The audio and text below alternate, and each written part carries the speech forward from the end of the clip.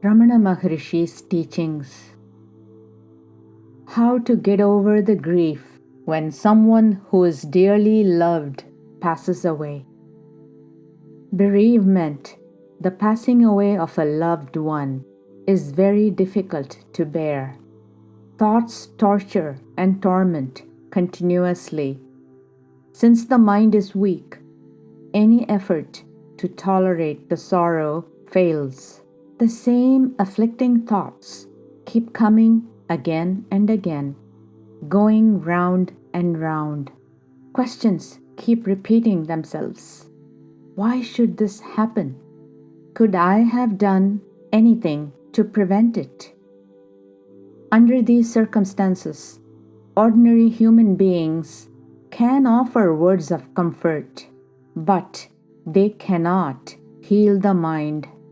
Time will heal a little, but the only thing that can really alleviate the suffering, or at least reduce the sorrow, is association with a guru, a great master, who abides in perfect peace, and who can transfer that perfect peace to us and heal our minds.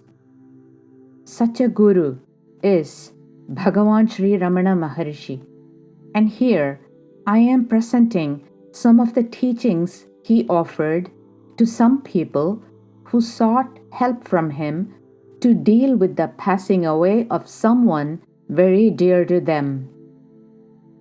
However, after listening to these teachings of Ramana Maharshi, one may still feel, well, nothing seems to happen to reduce my sorrow.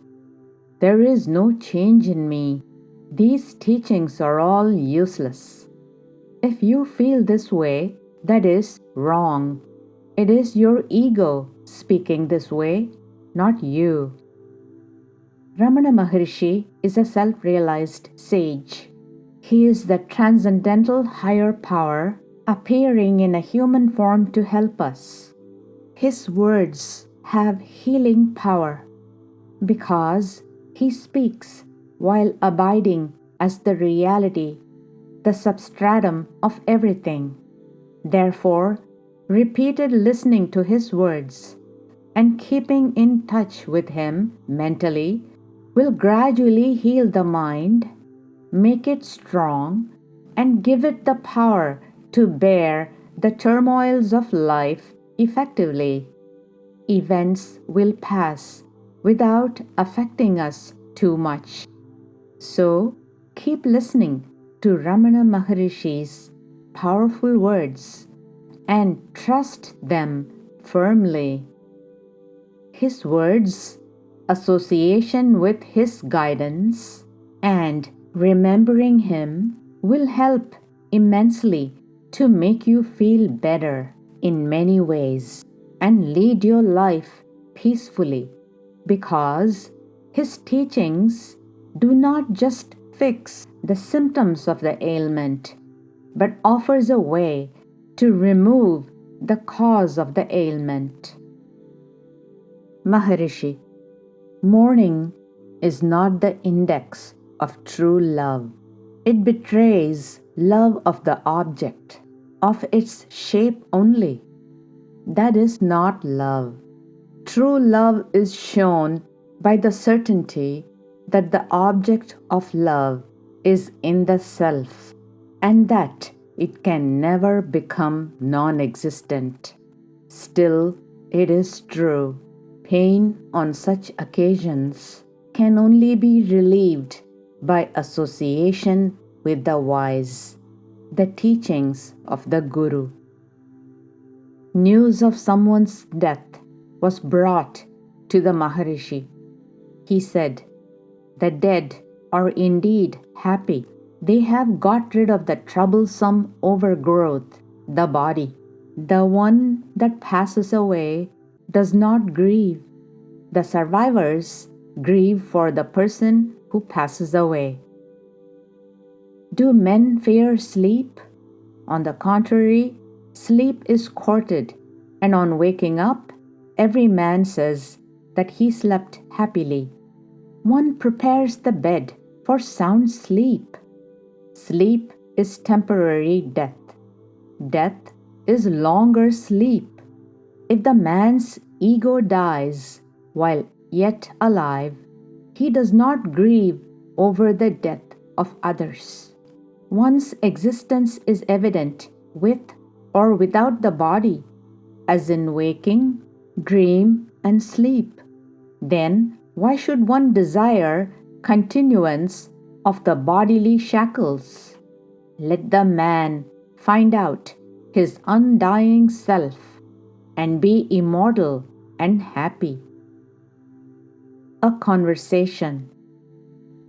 A very devoted and simple disciple had lost his only son, a child of 3 years. The next day, he arrived at the ashram with his family. The master spoke with reference to them. Training of mind helps one to bear sorrows and bereavements with courage. But the loss of one's offspring is said to be the worst of all griefs. Grief exists only so long as one considers oneself to be of a definite form. If the form is transcended, one will know that the oneself is eternal. There is no death nor birth. That which is born is only the body. The body is the creation of the ego, but the ego is not ordinarily perceived without the body. It is always identified with the body. It is the thought which matters. Let the sensible man consider if he knew his body in deep sleep. Why does he feel it in the waking state? But although the body was not felt in sleep, did not the self exist then? How was he in deep sleep? How is he when awake? What is the difference? Ego rises up, and that is waking. Simultaneously, thoughts arise. Let him find out to whom are the thoughts. From where do they arise? They must spring up from the conscious self. Understanding this, even vaguely, helps the extinction of the ego. Thereafter, the realization of the one infinite existence becomes possible. In that state, there are no individuals other than the eternal existence. Therefore, there is no thought of death or wailing. If a man considers he is born, he cannot avoid the fear of death. Let him find out if he has been born, or if the self has any birth. He will discover that the self always exists, that the body which is born resolves itself into thought, and that the emergence of thought is the root of all mischief. Find out from where thoughts emerge. Then you will abide in the ever-present inmost self and be free from the idea of birth or the fear of death. A disciple asked how to do it. Maharishi, the thoughts are only vasanas, predispositions, accumulated in innumerable births before. Their annihilation is the aim. The state free from vasanas, mental predispositions, is the primal state, an eternal state of purity. Visitor, it is not clear yet. Maharishi, everyone is aware of the eternal self. He sees so many dying, but still believes himself eternal, because it is the truth. Unwillingly, the natural truth asserts itself. The man is deluded by the intermingling of the conscious self with the insentient body. This delusion must end. Visitor: how will it end? Maharishi: that which is born must end. The delusion is only concomitant with the ego. The ego rises up and sinks, but the reality never rises nor sinks. It remains eternal. The Master, who has realized the Self, says so. The disciple hears, thinks over the words, and realizes the Self. There are two ways of putting it. The ever-present Self needs no efforts to be realized. Realization is already there. Illusion alone is to be removed. Some say the word from the mouth of the Master removes it instantaneously.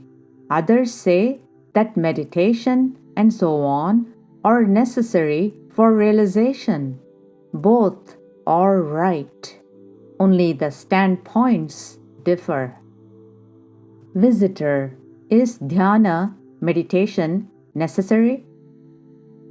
Maharishi: the Upanishads say that even the earth is in eternal dhyana, meditation. Visitor: how does karma, selfless actions, help? Will it not add to the already heavy load to be removed? Maharishi: karma, actions done unselfishly, purifies the mind and helps to fix it in meditation. Visitor: what if one meditates incessantly without karma, actions? Maharishi: try and see. The vasanas, mental predispositions, will not let you do it. Dhyana, meditation, comes only step by step with the gradual weakening of the vasanas by the grace of the Master, the Guru. Maharishi: mourning is not the index of true love. It betrays love of the object, of its shape only. That is not love. True love is shown by the certainty that the object of love is in the Self, and that it can never become non-existent. Still, it is true.